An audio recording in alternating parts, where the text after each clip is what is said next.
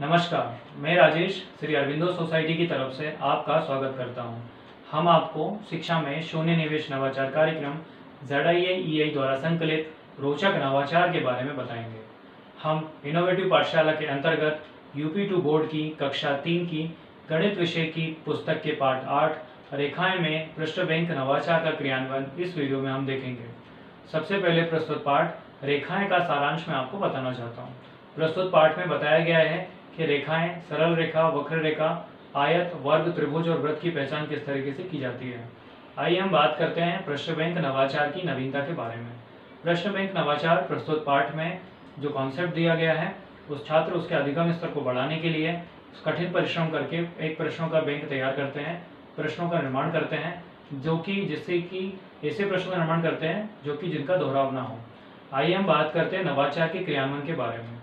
छात्र पुनः अध्ययन के लिए इस पाठ में से रेखा, सरल रेखा, वक्र रेखा, आयत, वर्ग, त्रिभुज और वृत्त की पहचान कर सकते हैं और इसकी जानकारी को दोहरा सकते हैं। आइए हम बात करते हैं नवाचार के क्रियान्वयन की अवधि के बारे में। नवाचार के क्रियान्वयन में मात्र 20 मिनट का समय लगता है। यदि हम बात करें पूर्व प्रबंधन की तो इस नवाचार के क्रियान्वयन में किसी भी प्रकार के पूर्व प्रबंधन की आवश्यकता नहीं होती है। आइए हम बात करते हैं शिक्षकों के लिए निर्देश की। शिक्षकों के लिए इसमें यही निर्देश है कि जो छात्र हैं उन्हें 7 अलग अलग समूह में इसमें बांटना होता है। प्रत्येक समूह से कहा जाता है कि वह व्याख्यात्मक, दीर्घोत्तरीय, लघु उत्तरीय और अति लघु उत्तरीय प्रश्नों का निर्माण करें तो जिनका दोहराव ना हो। इसके पश्चात जो विद्यार्थी हैं उनको निर्देश देते हैं शिक्षक कि प्रत्येक जितना जो समूह बनाया जा रहा है उसमें से एक एक नेता चुना जाएगा और जो भी नेता चुना जाएगा उससे उसका ये दायित्व होगा कि उसे प्रश्नों को एक जगह पर संकलित करना होगा, एक जगह पर एकत्रित करना होगा और ऐसे प्रश्नों को देखना होगा जो इनका दोहराव हो रहा है।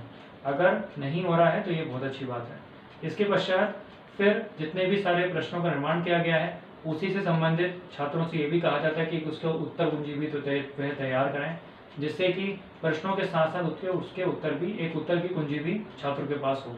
इसके पश्चात जैसे ही प्रश्नों का निर्माण हो जाता है और उन्हें संकलित कर लिया जाता है तो इसके पश्चात सभी समूह से ये कहा जाता है कि वे आपस में एक दूसरे के साथ इसे वितरित करें, जिससे कि प्रत्येक छात्र के पास एक बड़ा प्रश्नों का भंडार या एक बड़ा प्रश्न बैंक तैयार हो सके।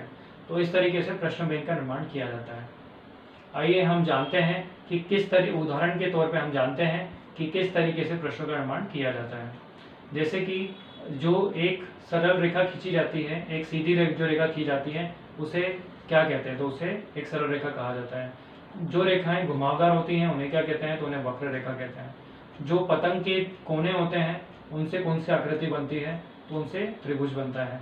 इसी तरीके से अगर एक बिंदु के साथ एक त्रिज्या ली जाती है और प्रकार की सहायता से अगर उसे चारों ओर घुमाया जाता है एक गोल आकृति में तो उसे क्या कहते हैं, तो उसे वृत्त कहते हैं। तो इस तरीके के प्रश्नों का निर्माण प्रस्तुत पाठ में से प्रश्नों के तौर पर किया जाता है। आइए हम बात करते हैं नवाचार के क्रियान्वयन से प्राप्त होने वाले प्रतिफल के बारे में।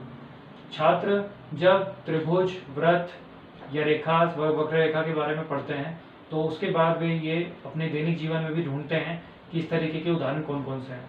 जब उनके हाथ में कागज आता है तो उस कागज को वो मोड़ते हैं अलग अलग तरीके से, उसी से त्रिभुज, चतुर्भुज, वृत्त बनाने की कोशिश वे करते हैं और वे उसमें सफल भी होते हैं। इसी के साथ साथ वे आसपास की घटनाओं में भी देखते हैं कि कौन कौन से त्रिभुज और वृत्त हैं। इसी के साथ साथ वे कई सारी चीज़ों को भी समझ पाते हैं और अपने कॉन्सेप्ट को बेहतर कर पाते हैं। आइए हम बात करते हैं विशेष आवश्यकता वाले छात्रों की। यदि बात करें विशेष आवश्यकता वाले छात्रों की तो उन्हें इसमें सीधे तौर पर तो शामिल नहीं किया जा सकता, वे स्वयं प्रश्नों का निर्माण तो नहीं कर सकते हैं, लेकिन जब ये प्रश्न बैंक में जब प्रश्नों का जो दोहराव छात्र करेंगे तो उन प्रश्नों को वो सुन सकते हैं और उसके उत्तर को भी वे जान सकते हैं। दूसरे जो छात्र हैं उनका सहयोग इसमें ले सकते हैं। तो इस तरीके से नवाचार विद्यालय में क्रियान्वित होता है। उत्तर प्रदेश के पाठ्यक्रम के अनुसार इसे नवंबर माह में ही पढ़ाया जाना चाहिए। आज रेखाएं जो चैप्टर था, अध्याय पाठ था, उसमें हमने प्रश्न बैंक नवाचार का क्रियान्वयन समझा। इस पाठ में और भी कई सारे नवाचारों का क्रियान्वयन किया जा सकता है। हम आशा करते हैं इस वीडियो को देखने के बाद इस नवाचार तकनीक को अपने विद्यालय कक्षा में आप अवश्य ही क्रियान्वित करेंगे। इस तरीके की कई और दिलचस्प नवाचार हम आपके समक्ष लाते रहेंगे। आपसे अनुरोध है आप हमारा YouTube चैनल जरूर सब्सक्राइब करें। यदि इस वीडियो को आप फेसबुक पर देख रहे हैं तो हमारा पेज ZIA-EI जरूर लाइक करें। इस वीडियो में डिस्क्रिप्शन में एक लिंक दिया गया है जिस पर क्लिक कर आप इनोवेटिव पाठशाला ऐप डाउनलोड कर सकते हैं। इस वीडियो को देखने और लाइक करने के लिए आपका बहुत बहुत धन्यवाद।